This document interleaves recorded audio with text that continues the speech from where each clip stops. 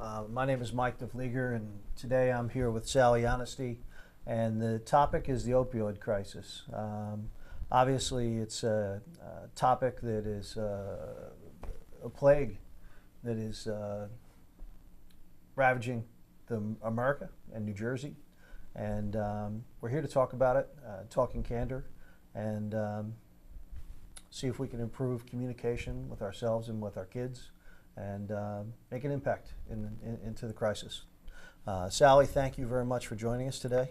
Thanks for having me, Mike. Over the last number of years, you've had quite a roller coaster in your life, and I was wondering if maybe you could share with us a little bit about what you've experienced and how it's affected you and your family. Absolutely. Well, I have 2 boys, and my firstborn was Tyler Jay Onesty, and he started smoking marijuana when he was in high school. We did become aware of it, and we talked to him about it. I went to parent-to-parent meetings. I did reach out to the school. I researched online. I read books. Went to a few different meeting options, and we talked to him about it, but we didn't think it really progressed past that. My son wasn't really a drinker per se, but he definitely liked pot. After he got out of high school, he went to a party sometime. I think his marijuana usage definitely increased to a daily habit. And he went to a party and tried an opioid. He smoked it for the first time. He didn't really ask what he was smoking. He didn't really know what he was smoking. I don't even know if the kid that offered it to him knew what he was offering him. And he smoked it, and he liked it. He liked it from the start. Next day, he woke up, and he was already having withdrawal the next day. And he called the kid and said, what was that? And he said, I don't know, but you could buy more. And my son the next day made his first purchase. The party was on a Saturday night. By the following Friday, he had approximately about a 200-day habit of pills. So you're looking at about a 5 to 6 day turnaround period. That's how it happened for my son. It doesn't always happen that way for everybody, but that's how it happened for him. He immediately loved it and was attracted to it. And, that led us on a path of sending him to, well, in the beginning, we didn't really know that he was on pills. We started to smell a funny smell in the house. Opioids, when they are smoked, smell very different than pot or marijuana. Pot or marijuana has a very distinct smell, and it lingers. Opioids, when they are smoked, has a very unique smell, almost sweet, almost like a marshmallow, bubblegum kind of sweetish smell, and we didn't really know what it was, but that dissipates quicker. And that lingered on his clothes, or where did you smell it? Didn't linger on his clothes like pot does. Like if you run into somebody who's smoking pot, you can smell it. It didn't linger on his clothes, but a couple times we came in the house and we smelled it. So we started asking questions, but like any person, you believe your kid when it sounds believable. You believe him, and he was a good kid. So then when we finally realized that he was having a problem, because at family dinners, we would be talking about, hey, how was your day? How was work? How was school? He was in college. He would be nodding out. He would literally just be falling asleep. And, I remember many times just, kicking my husband under the table or tapping him and pointing to my son and saying, what is going on? So that was kind of our first signs, was the smell, the nodding out in the car, the nodding out at events, at our dinner, that kind of thing. The other thing for our son was finding tinfoil balls, really? Which is how the kids were smoking it at the time. So we would open up the tin foil and it would have an odor of burnt. So we started asking questions. I started doing research, and then I realized he had a full-blown addiction, which was very hard to admit as a parent. He didn't believe he had it. He stopped a couple times, many times. He stopped on his own, and he would be getting sick, and I would ask him what was wrong. And, you know, he would say, I ate something, I'm not feeling well, I had the flu, you know, stomach, and he would get himself better. And then he'd be great. He would be his normal self. He wouldn't be combative. He would be energetic, outgoing again. And then the symptoms would creep back again. And then we knew. So after that happened a couple of times, I finally said something to my family. I said, I think we need to send him to rehab. So we did an intervention. We had no idea what we were doing. And we practiced for a week. We rehearsed. My whole family, my brothers, my husband, and I, we rehearsed all of our parts in the intervention. We did a home intervention, and we sent him to his first rehab. That was on my birthday. It was one of the hardest things I ever did. And then we continued, you know, he went to treatment, came back, you know, went to treatment again, came back, went to treatment again, came back.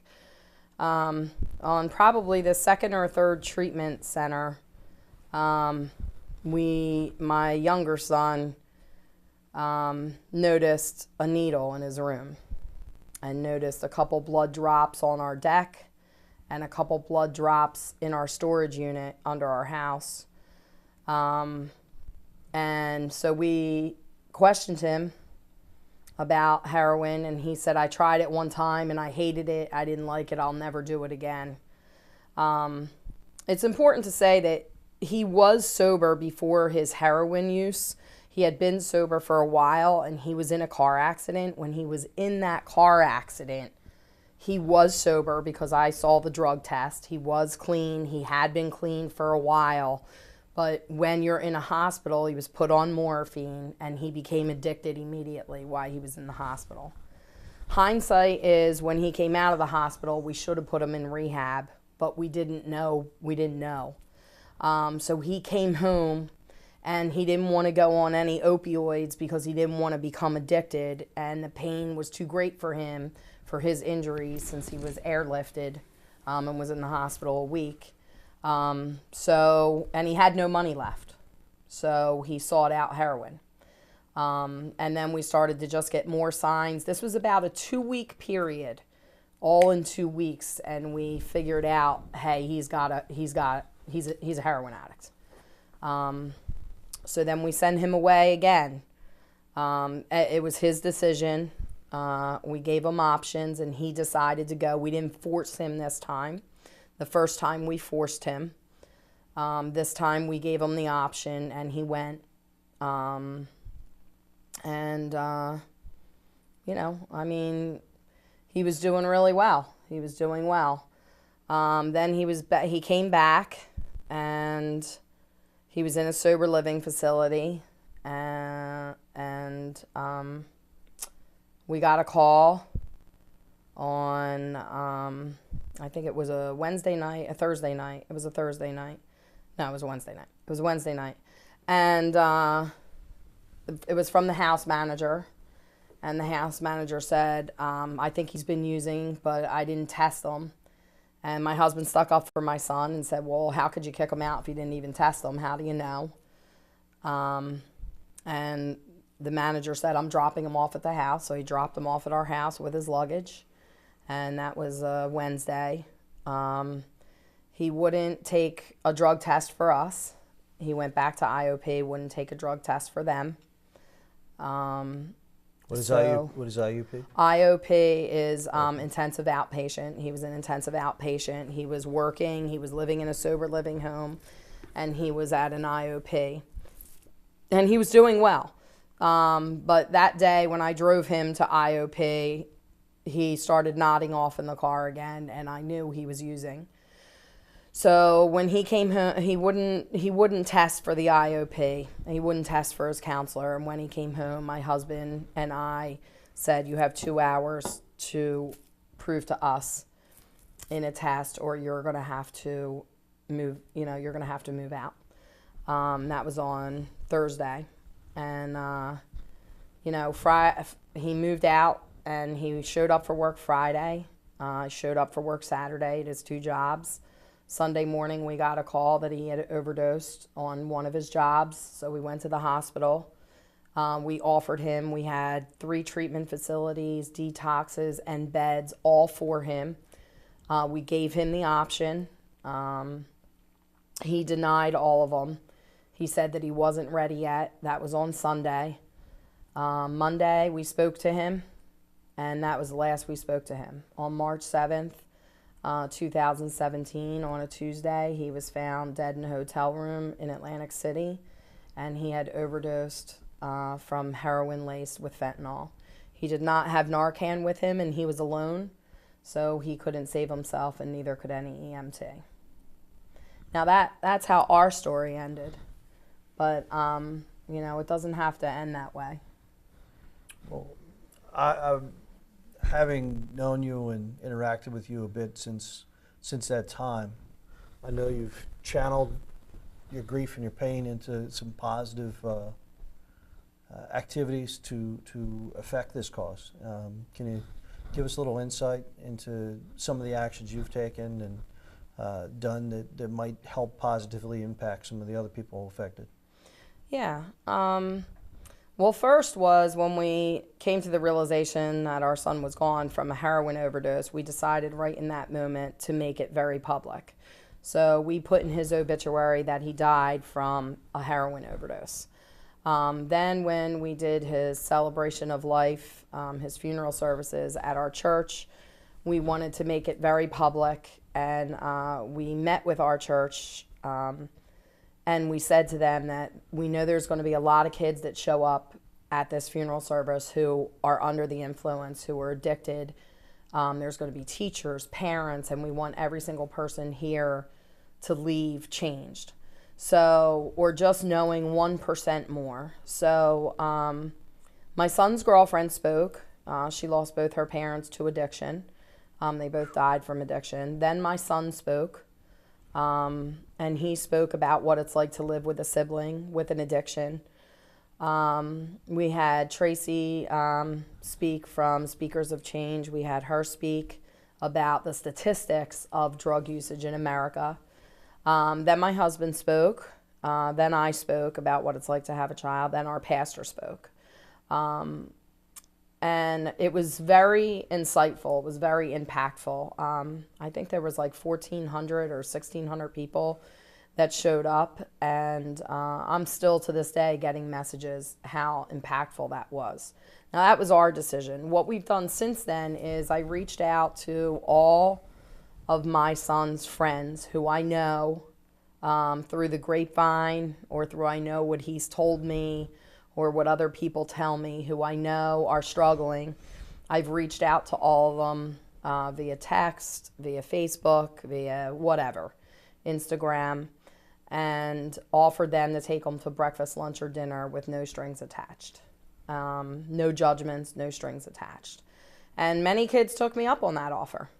And I say kids because they're younger than me, but most of them are adults. They're all adults at this point.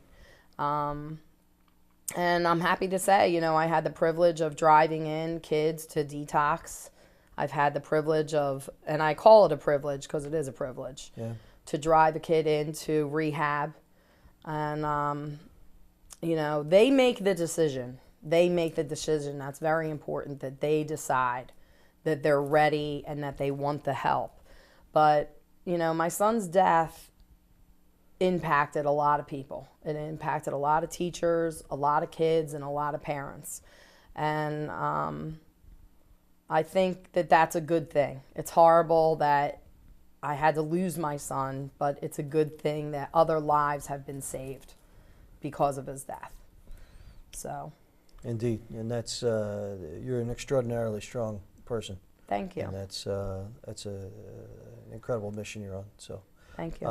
You know, I think the message really is if you have a relative, a friend, a loved one that is in this type of situation, reach out for them, and hopefully they will be moved enough to take that step.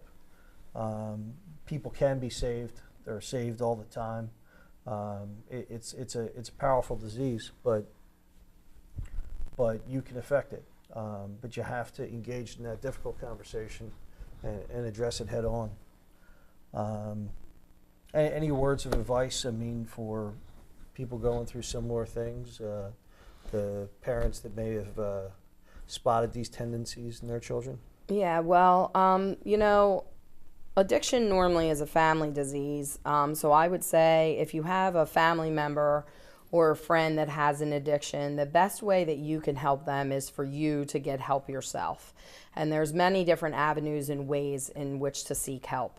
In every county across the United States, there's places that you could go, meetings to get help for dealing with somebody with an addiction.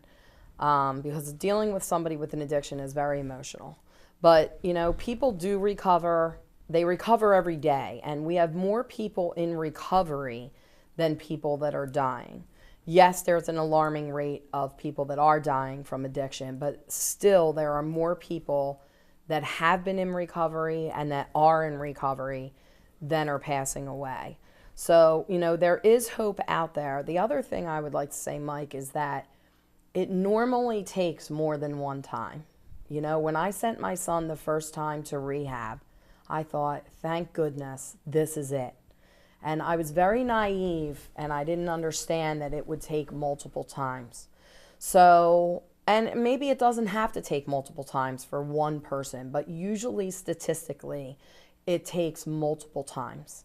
And so what I want to say to family and friends is, you know, if that person comes home and they fail, just reach out and get them help again.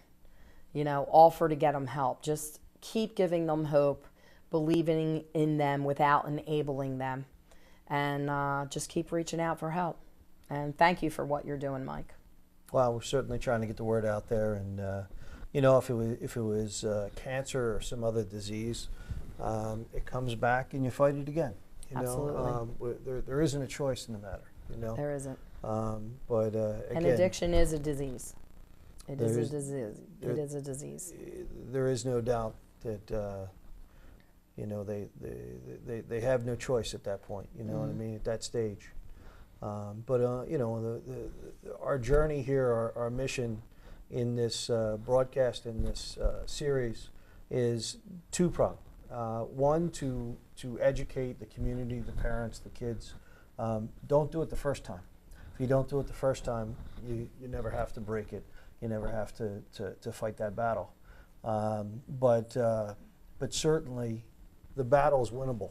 And you know, they have to want to win it. They have to have the support to win it. But it is a worthy battle to fight. And we thank you for listening here today. Again, Sally, I thank you for putting your heart out there for the world to see. Thank you. And all the work you're doing.